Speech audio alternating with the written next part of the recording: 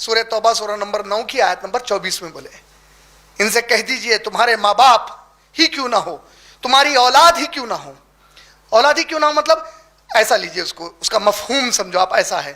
ان سے کہہ دیجئے اے میرے نبی صلی اللہ علیہ وسلم, چاہے تمہاری محبت اپنے ماں باپ کے لیے کیوں نہ ہو, چاہے تمہاری محبت اپنی اولاد کے لیے کیوں نہ ہو, تمہاری محبت اپنے بھائی بہنوں کے لیے کیوں نہ ہو, تمہاری محبت اپنے بیویوں کے لیے, یا بیویوں کی محبت اپنے شوہروں کے لیے کیوں نہ ہو, تمہاری محبت اپنے رشتہ داروں کے لیے یا دوستوں کے لیے کیوں نہ ہو, تمہاری محبت وہ مال کمانے میں کیوں نہ ہو جو مال تم جمع کر کر کے رکھتے اپنے آنے والے دنوں کے لیے, تمہاری محبت وہ نوکریوں سے کیوں نہ ہو, وہ تجارت سے بزنس سے کیوں نہ ہو جس کے بارے میں سوچتے کہ کہیں اس میں نقصان نہ ہو جائے اگر میں اسلام کی کوئی جو خدمت کیا تو, اور وہ گھروں سے, وہ ملک سے کیوں نہ ہو جس میں تم کو رہنا بڑا پسند ہے.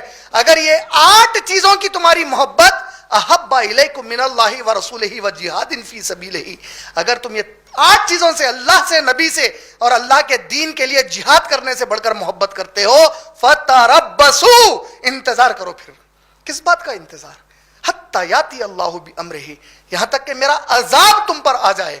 واللہ لا یہدی القوم الفاسقین, اور اللہ کسی بھی جان بوجھ کر, فاسق, فاسق کس کو بولتے معلوم ہے؟ اگر اس کو آسانی سے سمجھنا ہے آپ کو تو, روڈ کے اوپر آپ جب جا رہے ہیں تو ہمارے روڈ پر ڈرائیونگ کرتے وقت لیفٹ سائڈ سے ڈرائیو کرنا ہے یا رائٹ سائڈ سے؟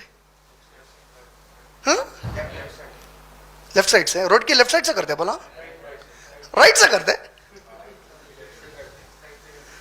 اتنے غافل, تھوڑا کراس کوشچن.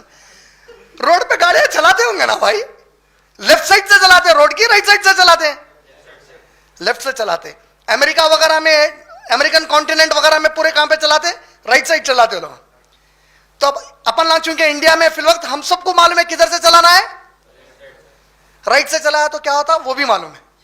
معلوم ہے کہ نہیں معلوم ہے؟ اب میں چلاتا ہوں, نہیں چلاتا ہوں, پھر بھی چلایا تو 2 چیزیں ہوتے. کیا ہوتے معلوم ہے؟ میں خود کی جان کو خطرے میں ڈال رہا ہوں اور میں کسی اور کی جان کو بھی خطرے میں ڈال رہا ہوں. سمجھ گئے؟ یہ ہے, یہ جو کیفیت ہے اس کو بولتے فاسق. فاسق کون ہوتا؟ اس کو معلوم ہے کہ میرے کو مسلمان ہوں تو اس کی اطاعت کرنا ہی کرنا ہے. جب میں نہیں کرتا ہوں تو خود کی آخرت دو پر ڈالا اور سامنے والوں کی آخرت کو دو پہ ڈال دیا. کیسا سامنے والوں کی آخرت کو دو پہ ڈالا؟ میں فلم ایکٹر بن گیا,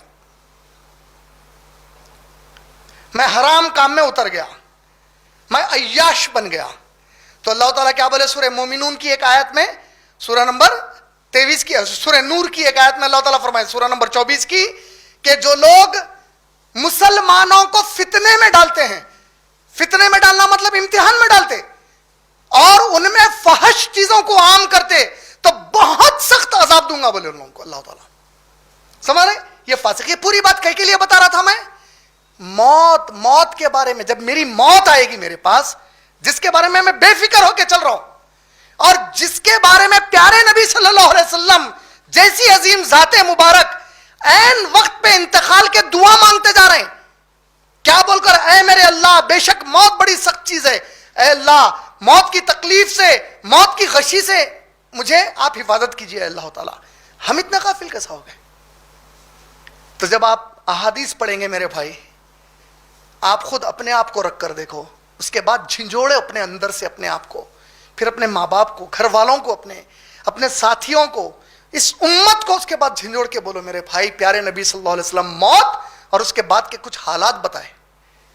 اگر میرا ایمان ہے میرے اللہ اور رسول صلی اللہ علیہ وسلم پر تو میں اتنا بے حس نہیں ہو سکتا ہوں. اگر پھر بھی بے حس ہوں تو اب مجھے فیصلہ لینا ہے کہ مرتے وقت اور مرنے کے ساتھ ہی میدان میں اٹھائے جانے تک میرے ساتھ کیا کیا ہونے والا ہے. اور بتا دیے نبی صلی اللہ علیہ وسلم کس کے ساتھ کیا ہوگا, سو جنرلائزڈ کر دیے.